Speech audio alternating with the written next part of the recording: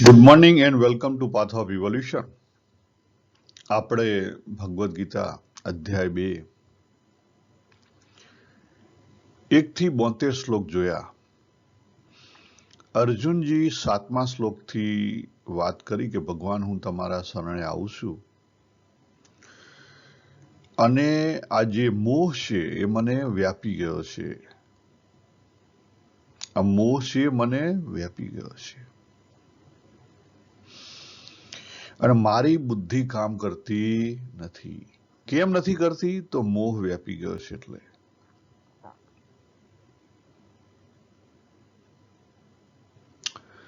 તો પહેલો અગત્યનો પોઈન્ટ ભગવાને 3જા અધ્યાયમાં વાત કરી છે. આ જે મોહ છે એ બુદ્ધિને પણ વ્યાપી જાય. યસ, એનો અર્થ શું થયો?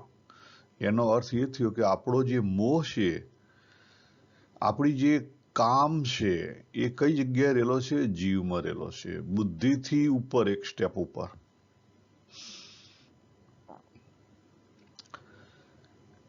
જેટલી સૂક્ષ્મ શક્તિ એટલો એનો વિસ્તાર અને એટલો એનો પાવર વધારે.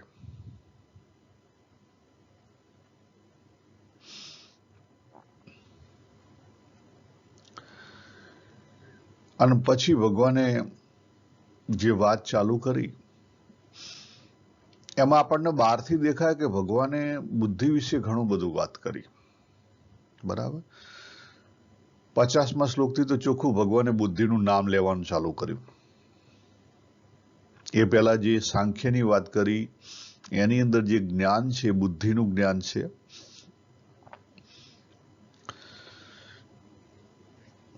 પણ ધીરે ધીરે ધીરે ધીરે ભગવાને શરૂઆત સાંખ્યના જે જ્ઞાન છે એ શેનું છે? જીવમાં કયું જ્ઞાન હોવું જોઈએ, સાચું કયું જ્ઞાન છે એની વાત કરી. પણ એ જ્ઞાન બુદ્ધિમાં કેવી રીતે આવે એ આપણા દરેકના માટે પ્રોબ્લેમ છે. આપણે શું સમજીએ છીએ? આપણી જનરલ સમજણ શું છે કે દાખલા તરીકે મને આખું ભગવદ્ ગીતા આખી મોઢે છે, વચનામૃત આખું મોઢે છે,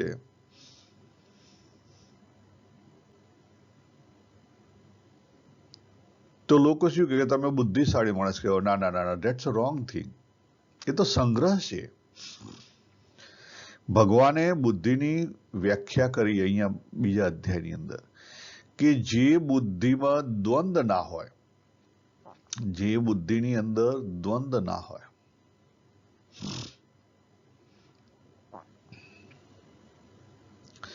જે બુદ્ધિ નિર્મળ હોય, એટલે કે પવિત્ર અને દ્વંદ રહિત. 2 વસ્તુ અગત્યની છે. જો પવિત્ર અને દ્વંદ રહિત. ઘણીવાર દ્વંદ રહિત હોય પણ પવિત્ર ના હોય.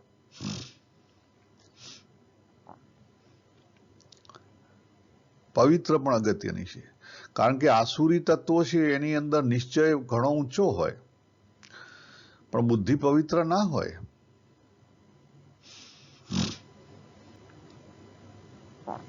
અને પછી ભગવાને બુદ્ધિ પછી મનનું મહત્વ જોડ્યું, કારણ કે એવું કહી શકાય કે મન સેન્ટર પોઈન્ટે છે. મન કઈ જગ્યાએ છે? સેન્ટર પોઈન્ટે. એક બાજુ સંસાર છે, સંસારમાં જે કઈ વિષયો છે, પછી પરિસ્થિતિ છે, પછી ક્રિયા છે, અને ક્રિયા આવી એટલે દેહ, ઇન્દ્રિય આયા. દેહ અને ઇન્દ્રિય આયા તો એની સાથે ચિત્ત આવ્યું, સબકોન્શિયસ માઇન્ડ આવ્યું, કારણ કે હેબિચ્યુઅલ આપણે મોટા ભાગે હેબિચ્યુઅલ જીવીએ છીએ. બરાબર. અને પછી મન આવે. અને મન કોનું એક્સપ્રેશન કરે? ભાવનું એક્સપ્રેશન કરે. ભાવ. એવું કહી શકાય કે ભગવાન જે સચ્ચિત આનંદ તત્વ છે,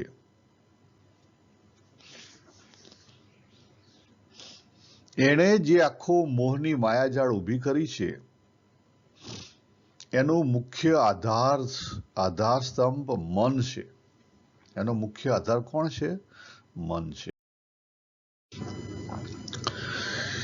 ભગવાને છેલ્લે સમાપનમાં બ્રાહ્મી સ્થિતિની વાત કરી. કામના, મમતા અને અહંતાથી પરની વ્યક્તિની વાત કરી.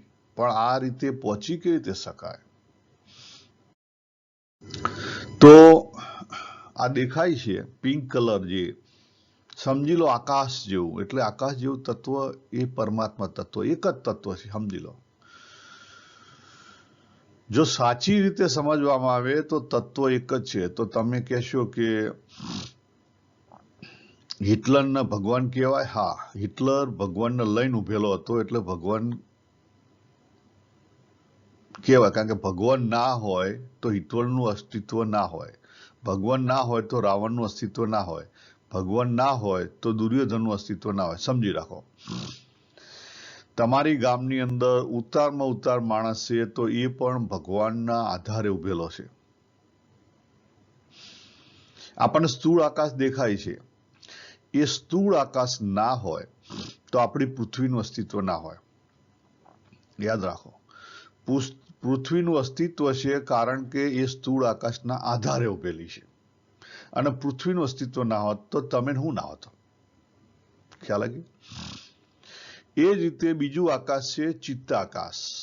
આપણું જે સૂક્ષ્મ શરીર છે ચિત્તાકાશ, આપણા એકલાનું સૂક્ષ્મ શરીર છે એની અંદર નથી, આખા બધા બ્રહ્માંડોનું સૂક્ષ્મ શરીર એની અંદર છે. જેમ મારી અંદર વિચારો આવે છે એમ તમારી અંદર વિચારો આવે છે, જેમ મને ભાવના બધા ઉભરા આવે છે એમ તમને આવે છે. એ આકાશ એક જ છે. મેં જે પકડેલા છે મારા છે, તમે જે પકડેલા છે તમારા છે. જેને નથી પકડ્યા એ એમની પડ્યા છે. ખ્યાલ? એ બધા કેવા છે? મનોગતાન. બીજા અધ્યાયનો 55મો શ્લોક. મનોગતાન, આવવા જવા વાળા, વાદળાની માફક. જેમ આકાશની અંદર વાદળા આવે છે ને જાય છે,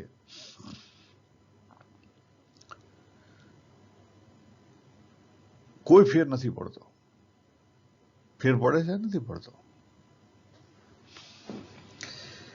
એમ એ જે તત્વ છે, સત્તત્વ આકાશની માફક ઉભેલું છે, સ્પેસની માફક.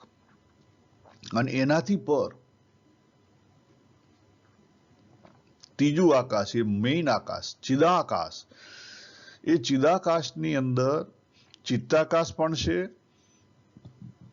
અને આપણું જે સ્થૂળ આકાશ દેખાય છે એ પણ છે. સમજી લો, બધું જ એની અંદર છે. પણ આપણે કેવા છીએ? આપણે લિમિટેડ છીએ અને એ જે ચિદાકાશ છે એ અનલિમિટેડ છે. આટલો ફેર છે. એટલા માટે જે અહીંયા લખ્યું છે ને 5મા નંબરે, વાસુદેવ સર્વમ. કારણ કે દેવને કઈ નહોતું, દેવને કઈ નહોતું, એનો શું થયો કે ભગવાન માટી બન્યા. માટી બન્યા એટલે આપણું શરીર છે પણ ભગવાનના તત્વમાંથી બનેલું છે. એ ભગવાન નથી, ભગવાનના તત્વમાંથી બનેલું છે. કારણ કે આપણે લિમિટેડ છીએ અને અનલિમિટેડ છે. આટલો ફેર છે. એટલા માટે આપણી પોતાની જાતને આપણે ભગવાન ના કહી શકીએ. એવું કહી શકાય કે આપણે એના આધારે ઉભેલા છીએ, આપણે એમાંથી બનેલા છીએ. અને પછી આપણે આપણી જાતને બનાવી.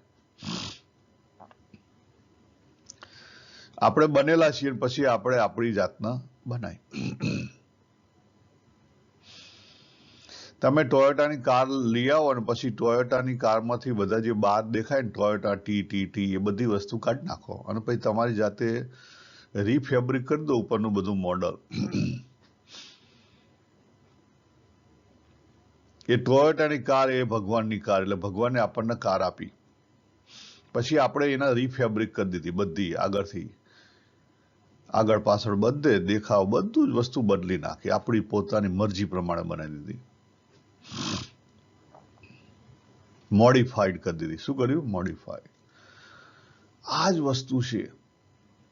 હવે બહારથી આપણે જોઈએ છીએ તો આપણને મોડિફાઈડ દેખાય છે, અંદરથી જોઈએ તો આપણને એવું જ લાગે છે, પણ ખરેખર છે કઈ? રિયલમાં ચાલે છે કઈ? ચાલે છે જે ટોયોટાએ બનાવી છે એ બીજી નથી ચાલતી. બીજી હોય તો ચાલે ને. એટલે આપણી જે કાર છે એ ખરેખર આખું જગત કેવું છે? વાસુદેવ સર્વમ. આ જે પથ્થરનો ટુકડો પડેલો છે એ પણ વાસુદેવ સર્વમ છે. અને તમે ને હું પણ વાસુદેવ સર્વમ છીએ. પણ જ્યાં સુધી આપણને એનો અનુભવ ના થાય ત્યાં સુધી મનાય નહીં. પણ જો માનવાનું તમે ચાલુ કરો તો ઘણા બધા પ્રોબ્લેમ સોલ્વ થઈ જાય. અઘરી બાબત છે. આપણે થોડાક નીચે આવીએ. ભગવાને થોડાક નીચે આવીએ, કારણ કે એ વસ્તુ સમજાશે નહીં. કદાચ તમને બુદ્ધિથી સમજાશે, પણ અનુભવથી જ્યાં સુધી ના આવે ત્યાં સુધી વ્યક્તિ માને નહીં. નીચે આવીએ. ભગવાને એવી વ્યવસ્થા કરી જોરદાર, કારણ કે એ પોતે છે. યાદ રાખો, કેમ વ્યવસ્થા જોરદાર કરેલી? એ પોતે છે, બીજું કોઈ છે જ નહીં. ભગવાને 13મા અધ્યાયમાં કીધું કે આપણને આ બધા સારા ખરાબ અનુભવ થાય છે. કેમ? કારણ કે આપણે પ્રકૃતિમાં ઉભેલા છીએ અને પ્રકૃતિ પરિવર્તનશીલ છે. જે પરિવર્તનશીલ હોય એનો અનુભવ થયા વગર રહે કે ના રહે? રહે જ, થાય જ. કોઈ સંજોગોમાં એ સ્થિર રહે કે નહીં. અને આપણો પ્રયત્ન છે આપણે એને સ્થિર રાખવો છે. ત્યાં આપણો પ્રોબ્લેમ છે. જો ભગવાને વાત કરી કે પ્રકૃતિ રેલાણી, જેટલી રેલાણી એટલી એ બહુ દૂર ગઈ, જેટલી દૂર ગઈ ને એટલી ઠરી ગઈ. એટલે જેટલો વ્યક્તિ નીચો ઉતર્યો, પ્રકૃતિની શક્તિથી નીચો ઉતર્યો, એટલે પ્રકૃતિની જે શક્તિ છે ને સ્થૂળ બની. દાખલા તરીકે સૌથી પહેલું લેવલ આવે આપણું જીવનું. જીવની અંદર આપણો ચૈતન્ય પ્રકાશ્યો, એટલે પરા ન પરા બંનેની ખબર પડી. પુરુષ અને પ્રકૃતિની આપણને ખબર પડી. સવારે ઉઠ્યા, પ્રકાશ્યો, બરાબર. પછી એ ત્યાંથી માઇન્ડ લેવલે આવ્યો. માઇન્ડમાં પછી મન બુદ્ધિ આવી ગયો, બરાબર. માઇન્ડમાં આવ્યો એટલે પછી આપણને વિચાર આવે કે મારે આજે આ કામ કરવાનું છે, પેલું કરવાનું છે, પેલું કરવાનું છે. બધા વિચારો આવે, સારા ખરાબ, ભૂખ લાગી છે, જવું છે, બધા વિચાર આવે. ભાઈ ઘડિયાળ જોઈએ તો ખબર પડે કે 5:30 થયા છે, હવે આ નાવા ધોવાનું કરવું પડશે, બરાબર.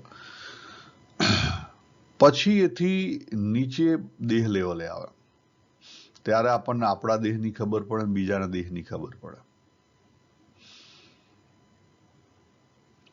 ખ્યાલ આવે? ત્યારે નીચે આપણને આપણા દેહની ખબર પડે, બીજાના દેહની ખબર પડે.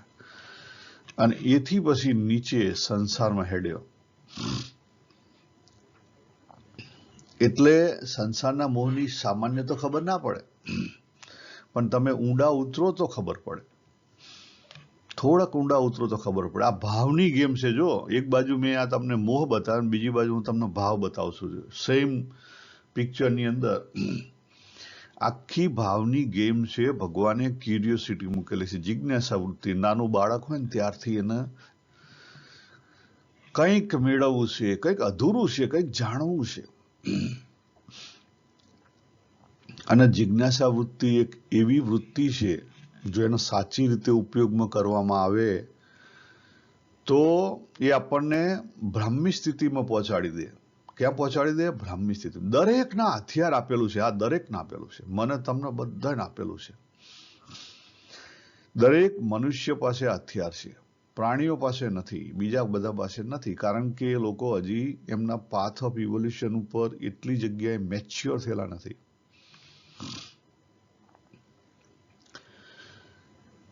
ભાવ એક્સપ્રેસ, તમે જો પહેલો જે ભાવ એક્સપ્રેસ છે નંબર 1, એ આપણે જે લખેલું DL4 ઓબ્જેક્ટ લેવલનો ભાવ એક્સપ્રેશન છે.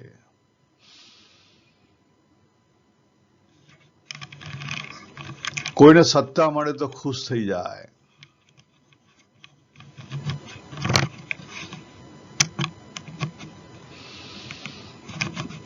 કોઈને સત્તા મળે તો ખુશ થઈ જાય, કોઈને રૂપિયા મળે તો ખુશ થઈ જાય, કોઈને પદ મળે તો ખુશ થઈ જાય,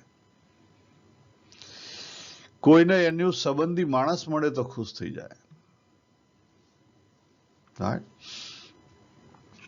અને મળવાના આપણે પ્રયત્નો કરીએ છીએ. દાખલા તરીકે અમે ઓસ્ટ્રેલિયા રહીશું, હું મારી મધરને મળવા માટે લગભગ વર્ષે 2 વર્ષે દોડીને જઈએ છીએ. ભલે આપણે વિડીયો કોલ કાયમ થાય છતાં દોડીને જઈએ છીએ. કેમ? એક ખેંચાણ છે અંદરથી. એક જે ભાવ છે, અંદરનો એક ફોર્સ છે, એ ધક્કો મારે છે કે મારી મધર છે. લાસ્ટ ટાઈમ હું 2 વર્ષ પહેલા ગયેલો, 6 વીક રહેલો, પણ હું કોઈ બહાર ક્યાંય ગયો નતો. નજીકમાં હું બહાર ગયા હતા, અઠવાડિયું 2 અઠવાડિયા, પણ એવી ફેમિલી સાથે જ, બીજે ક્યાંય નહીં. મોટા ભાગનો ટાઈમ મેં ફેમિલીને આપેલો. કેમ? લોકોને દેખાડવા માટે ના, એક ખેંચાણ છે, નેચરલી ખેંચાણ છે. તો આને સમજો કે એ ખેંચાણ આવ્યું ક્યાંથી? નૈયા ટૂઢે કિનારા, અંદરથી બાબુનો જે રસ છે, એ રસને સંતોષ જોઈએ છે. અને એક સંતોષ મને મારા ફેમિલી મળે, એમાંથી મળે છે. યસ, મળે છે, દરેકને મળે છે. તમે ઊંડાણથી જુઓ તો મળે છે. ગમે એટલું આપણને દેખાય કે મારી આંગળી ઉપરનો જે નખ છે એ આંગળીથી અલગ છે. યસ, અલગ છે, એક હદે અલગ છે, પણ એક હદે અલગ નથી. ચેક કરો તમારો પોતાનો નખ. અત્યારે લાગેલો નખ છે એને ઉતારવા જશો તો કેટલી મુશ્કેલી થાય. પણ જ્યારે બહાર નીકળી જાય પછી એને કાપી નાખો તો કોઈ પ્રોબ્લેમ નહીં. આ સમજણ થાય. અનુભવ તો થઈ રહ્યો છે, પણ આપણે અંદર અનુભવની સમજણને ઉતારતા નથી. તકલીફ આપણી ત્યાં છે. અનુભવ નહીં થઈ રહ્યો છે, પણ આપણે અનુભવની સમજણને જીવનમાં ઉતારતા નથી, એને વેલ્યુ નથી આપતા. આ પહેલો મોટો પ્રોબ્લેમ છે આપણો. બીજા નંબરે, 14 વર્ષની ઉંમર થાય જનરલી, સ્ત્રી કે પુરુષ જે હોય તમે, અને પછી આપણને રસ શેમાં થાય? દેહમાં રસ થાય. અને એ કેવું? ઓપોઝિટ એનર્જીમાં રસ થાય. ઓપોઝિટ દેહમાં રસ થાય. પુરુષ હોય તો સ્ત્રીના દેહમાં રસ જાગે, ને સ્ત્રી હોય તો પુરુષના દેહમાં રસ જાગે. એ છે નેચરલ મૂકેલું છે ભગવાને. એ મોહ મૂકેલો છે, પણ એ મોહ અંદરથી બહાર વહી રહ્યો છે. આપણો જે લાઈફ ફોર્સ, રસ, રુચિના અંગ જે આપણા વહી રહ્યા છે, એ ક્યાં વહી રહ્યા છે? શા માટે વહી રહ્યા છે? વિચાર કરો. એક જ વસ્તુ છે, એ પણ શું શોધે છે? સંતોષ શોધે છે. આપણી જે ક્યુરિયોસિટીનો ભાવ છે ને, પૂર્ણપણું શોધે છે, સંતોષ શોધે છે, તૃપ્તિ શોધે છે.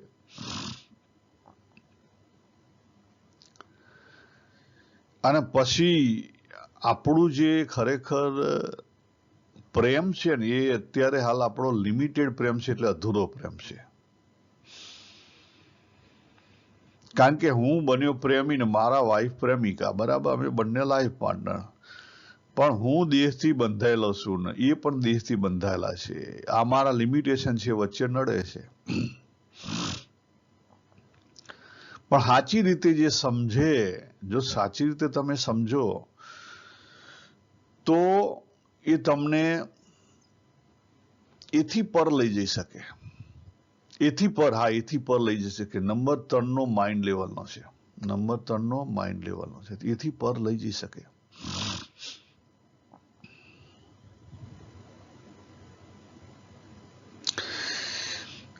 હવે આ પોઈન્ટે હું તમને એક વાત કહેવા માંગુ છું, અનુભવની વાત, કે જો તમારી અંદર એ સમજાય કે નૈયા ઢૂઢે કિનારા, ગમે એટલે બહાર જઈએ છીએ તો પાછું ઘર આપણે સાંભળે છે, ઘેર આવીએ છીએ, સગા સંબંધીઓમાં આવીએ છીએ. એથી પાછું આપણને ઘરમાંય તમને સૌથી નજીકનું પાત્ર ગણો તો તમારું લાઈફ પાર્ટનર, બરાબર? એ ભગવાને જે નેચરલી જે એટ્રેક્શન મૂકેલું છે, એ એટ્રેક્શન એકલું નથી, એ અંદરનો રસ છે. એ અંદરનો રસ પણ કેમ છે? અંદરનો રસ એ એકત્વ શોધી રહ્યો છે. શું શોધી રહ્યો છે? એકત્વ શોધી રહ્યો છે. એ અંદરનો રસ એકત્વ શોધી રહ્યો છે. અને એ એકત્વ મળે છે. એકત્વ મળે છે, પણ આપણા દેહની લિમિટેશન છે, એટલે એકત્વ ટકતું નથી. પણ એ અનુભવને જો સમજવામાં આવે, એ અનુભવને સમજવામાં આવે, સાચી રીતે સમજવામાં આવે, જાણપણા રૂપ એ અનુભવને સમજવામાં આવે, શક્તિ બહાર નીકળી રહી છે, અંદરનો રસ રુચિ બહાર નીકળી રહી છે, પરિસ્થિતિની અંદર નીકળી રહી છે, ક્રિયાની અંદર નીકળી રહી છે. 100% જાણપણા રૂપ કહેતા માઇન્ડફુલી જો આપણે ઓળખાઈ જવાય તો પછી એ જે આપણો રસ રુચિ જે અધૂરો પડેલો છે ને એ પૂર્ણ થઈ જાય, એની તૃપ્તિ મળી જાય, તો પછી આપણને વખા ના પાડે. પછી એ શું થઈ જાય? વિરામ પામી જાય, લીન થઈ જાય. જો તમને કહું, જ્યારે તમને સાચા અર્થમાં પદાર્થો તમને પૂરતા મળી જાય ને પદાર્થોનો ઉપકો આવે, પદાર્થો તમને પૂરતા મળી જાય પછી પદાર્થનો ઉપકો આવે એટલે પછી પદાર્થ છોડો તમે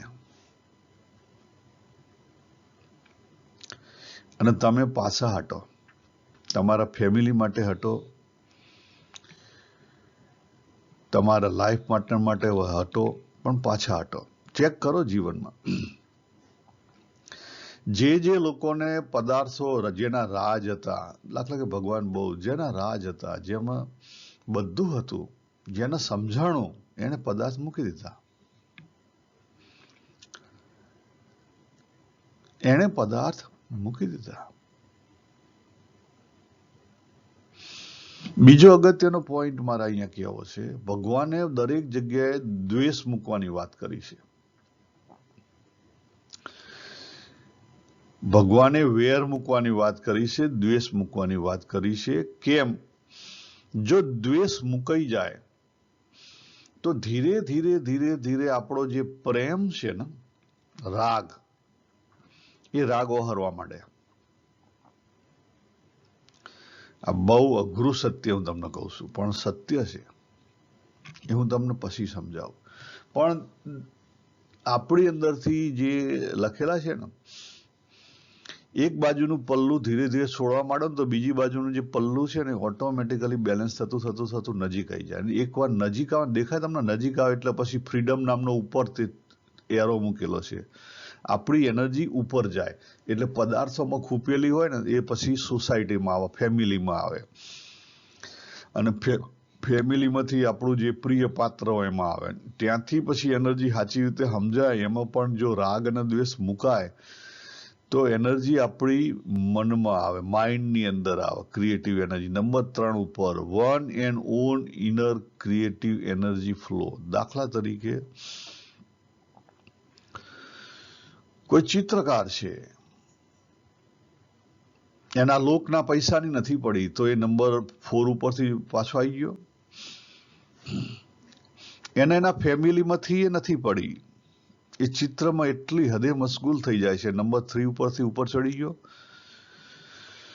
એનો જે અંદરનો રસ રુચિ છે, અધૂરો રસ રુચિ છે, અત્યારે હાલ ક્યાં એ ક્રિએટિવ એનર્જી જે ચિત્રો બનાવે છે એમાં વહી રહ્યો છે, અને એમાં એ શાંત છે, તૃપ્ત છે, પૂર્ણ સુખી છે.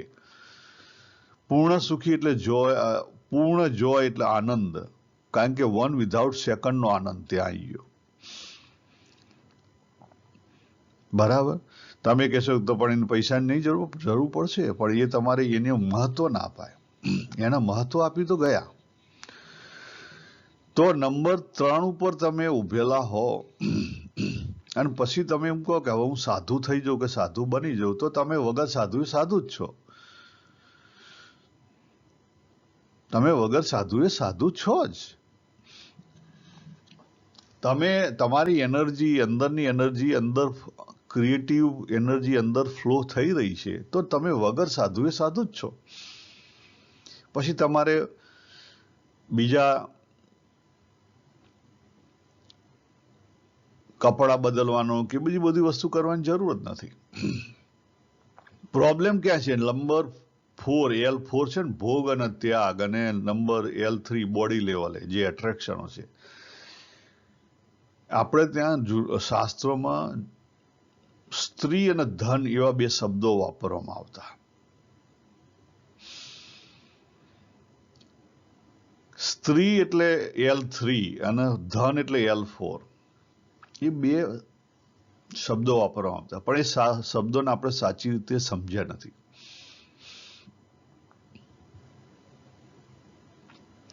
કોઈ નથી સમજ્યું. જે કોઈ સાધુ બન્યા એ મોટા ભાગના 99% એ બે શબ્દોને સમજ્યા નથી સાચી રીતે. જ્યાં સુધી આપણે નંબર L4 માં છીએ અને L3 માં છીએ ત્યાં સુધી આપણને જે બહારના નિયમ છે ને એ સ્ટ્રોંગલી પાડવા પડે. એમાં આપણને સંસારથી જે દુઃખ આવી રહ્યા છે ને દુઃખ ના આવે.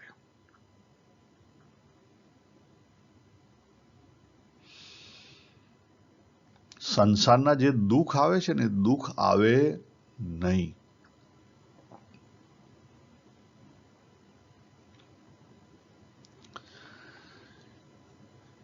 આપણો જે સંસાર છે એમાં જે સામાજિક નૈતિકતા મૂકેલી છે, સામાજિક નૈતિકતા એટલે ગુડ સિટીઝનનો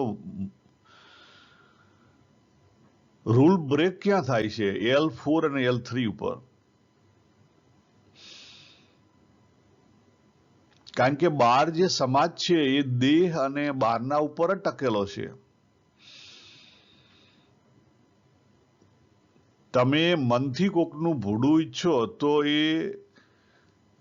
એ ભાવ તમે ક્રિએટ કર્યો, એના કારણે તમને કર્મ બંધન થાય, પણ એ આલોકની સજા તમને કર્મ ના કરી શકે. કારણ કે આલોકની જે વ્યવસ્થા છે એ ત્યાં સુધી નથી પહોંચી. પણ તમે કોકને ફિઝિકલી હર્ટ કર્યું હોય તો આલોકની જે સજા છે એ તમને મળે. એટલે એ કયું થઈ ગયું? L3 ઉપર થઈ ગયું. તમે કોકના પૈસા લઈને પછી તમે ના આપ્યા અથવા તમારી કંપનીમાં તમે પૈસાનો ઘોટાળો કર્યો હોય તો તમને સજા મળે L4 ઉપર. તમે સત્તા કરતા હોય તમે સત્તાનો મિસયુઝ કર્યો હોય તો L4 ઉપર તમને સજા મળે. એટલે L3 અને L4 બંને આ સોશિયલ રિલેટેડ છે, અને સોશિયલ રિલેટેડમાં એ મોહને કંટ્રોલ કરવા માટે નિયમો જોઈએ, શાંતિથી રહેવા માટે.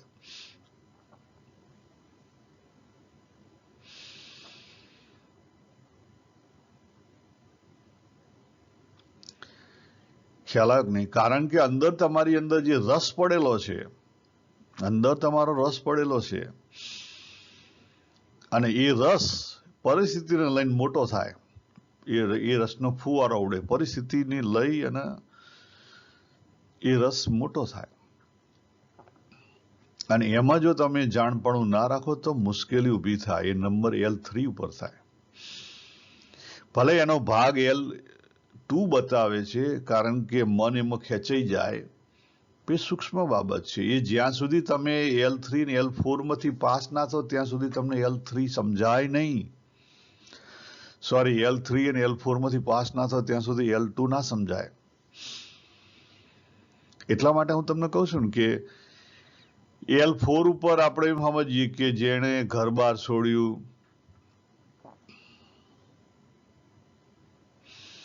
લગ્ન નહીં કરવાનો નિર્ણય લીધો, નહીં કમાવાનો નિર્ણય લીધો, એ સાધુ કહેવાય? ના, એ સાધુ ના કહેવાય, ત્યાગી કહેવાય. પણ એ ત્યાગી કયો? એ સ્થૂળ ત્યાગી કહેવાય. એનાથી ને ફેર પડે? ના ફેર પડે. ચેક કરો. 45 વર્ષથી મોટી ઉંમરના જેટલા ત્યાગી હોય ને એમની સાથે કોન્ટેક્ટ કરજો, શાંતિથી બેસજો, ખબર પડશે તમને. મોટા ભાગના 20-25 વર્ષની સાધના પછી પણ મોટા ભાગના દુઃખી હશે. કંઈક ને કંઈક, ક્યાંક ને ક્યાંક હલવાયેલા છે, દુઃખ હશે, બહારથી બતાવતા હશે. તમે બહુ જ એમના નજીકથી એમનો વિશ્વાસ પ્રાપ્ત કરશો તો ધીરે કહેશે, નહીં તો નહીં કહે. નહીં તો એમ કહેશે કે અહીંયા મજા છે.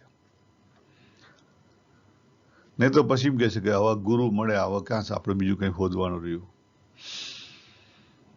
પણ ધીરે ધીરે તમે જો ને પછી કહો કે તને કઈ અનુભવ થયો, કે તને કઈ આનંદ આવે છે, તને કઈ સુખ છે અહીંયા, તને તારું ફેમિલી યાદ આવે છે, તને અત્યારે હાલ જે આ કામ દોષ છે નડે છે, અત્યાર સુધી કેટલો નડ્યો, તો તમને ખબર પડશે, ત્યાં બધી ખબર પડશે. એટલે ભગવાને જે એનર્જી આપી છે ને, આપણી ભાવ એનર્જી, ક્યુરિયોસિટી એનર્જી, એ આપણા કલ્યાણ માટે આપી છે. આ વસ્તુ આપણે આપણા જગતમાં, આપણા બધા શાસ્ત્રોમાંથી આપણે ભૂલી જઈએ છીએ. દરેકની અંદર આ છે. માજી નૈયા ઢૂઢે કિનારા, જો આ સમજાઈ જાય, આ આપણે આપણા અનુભવમાં આવી રહ્યું છે, આપણા અનુભવમાંથી સમજવાનું છે. આટલી વસ્તુ સમજાઈ જાય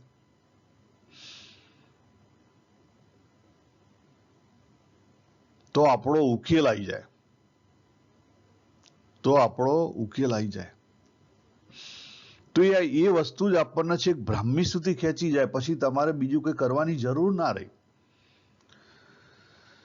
એટલે જે આપણા બધા ઘણા બધા શાસ્ત્રોની અંદર નિયમોની વાત કરી છે. ઘણી બધી જગ્યાએ અમુક સંપ્રદાયમાં જઈએ તો શિક્ષાપત્રી છે, પર્ટિક્યુલર સપોઝ સ્વામિનારાયણ સંપ્રદાયમાં, એમાં ઘણા બધા ફિઝિકલ રૂલ્સ છે. નંબર 3 અને નંબર L3 ને L4 રિલેટેડ ઘણા બધા રૂલ્સ છે,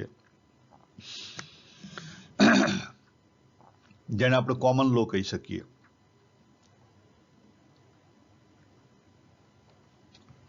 એ ઘણા સારા છે, કારણ કે શરૂઆતમાં આપણે L3 ને L4 ઉપર હોઈએ, ત્યાં લોકમાં શાંતિથી જીવવા માટે એ બધી વસ્તુ સારી છે. પણ જેવું પગથિયું બદલાય ને પછી ધીરે ધીરે આપણે એ જે રૂલ્સ છે ને, રૂલ્સનું એપ્લિકેશન બદલવું પડે. કારણ કે એ જ શિક્ષાપત્રીમાં 116મા શ્લોકમાં લખેલું છે, નિજાત્મનમ બ્રહ્મરૂપ દેહતય વિલક્ષણમ. બરાબર. પણ તમે જ્યાં સુધી નીચેના ભેદમાં હલવાયેલા છો, ત્યાં સુધી તમે ઉપર જઈ ના શકો. તમે પહેલા નંબરના પગથિયે ઉભેલા છો, ત્યાં સુધી તમે 7મા નંબરના પગથિયે પહોંચી ના શકો. આ બહુ જ અગત્યની સમજવાની વસ્તુ છે. તો શું એ ના કરવા? નહીં કરો. વેલ્યુ નહીં આપો, વેલ્યુ ઉપર આપો. વેલ્યુ બદલવાની છે. આપણે યર 1 ભણ્યા, યસ, 1 થી 10 ભણ્યા, બરાબર છે. ABCD ભણ્યા, બરાબર છે. ક ખ ગ ભણ્યા, બરાબર છે. પણ પછી યર 10માં જઈએ એટલે પછી ફરી એકડો જ ઘૂંટવાનો છે. ના ના ના ના, એકડાનો ઉપયોગ કરતા શીખો. એ ક ખ ગ ભણ્યા, એનો ઉપયોગ કરતા શીખો.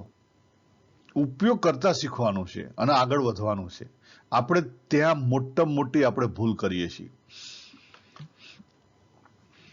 આપણે મોટી ત્યાં ભૂલ કરીએ છીએ, અને એના કારણે આપણે એમ કહેવાય ને કે જે મેથડમાં ફસાઈ જાય, એના કારણે ભગવાને આ જે વસ્તુ આપેલી છે પણ આપણે ત્યાં સુધી પહોંચી શકતા નથી. ભગવાને દરેકને આ ભાવરૂપી ક્યુરિયોસિટી આપેલી જ છે. એ વ્યક્તિ ધારે તો એ એનર્જીનો ઉપયોગ કરી, એ એનર્જીને તૃપ્ત કરી, એનર્જીને લીન કરી શકે અને એમાંથી સાચી તૃપ્તિ મેળવી શકે. યસ, મેળવી શકે.